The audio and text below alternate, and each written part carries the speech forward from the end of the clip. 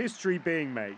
Nancy Pelosi, now the most powerful woman in Washington, head of a party which has a record number of women, people of color, and other minorities. Elected during the midterm elections, this Congress is vowing to be very different from the previous Republican-controlled House.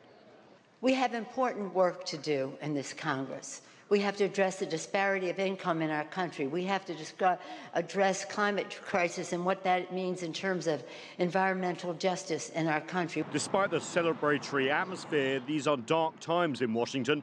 9 government departments are shut down partially, and 800,000 government workers either working without pay or at home without paychecks, hostage to the standoff over border security and whether the US president will get funding to build his controversial wall on the Mexican border.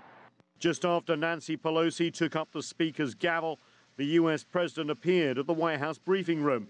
He congratulated her and offered her warm words. I just want to start off by congratulating Nancy Pelosi on being elected Speaker of the House. It's a very, very great achievement. Flanked by border security agents who all spoke in favor of the wall, the US president once again pressed his case. Without a wall, you cannot have border security. Without a very strong form of barrier, call it what you will, but without a wall, you cannot have border security. It won't work. But in the US political system, Congress controls the cash, and the US president knows that he will have to reach a deal. 2 years into his presidency, Donald Trump's reputation as a deal maker will be put to the test.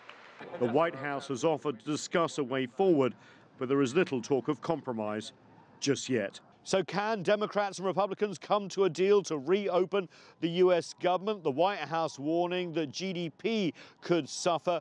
0.1%, they say, of GDP shaved off every 2 weeks this government shutdown continues. There is an economic incentive to solve this and solve it soon. Nathan King, CGTN, at the US Capitol.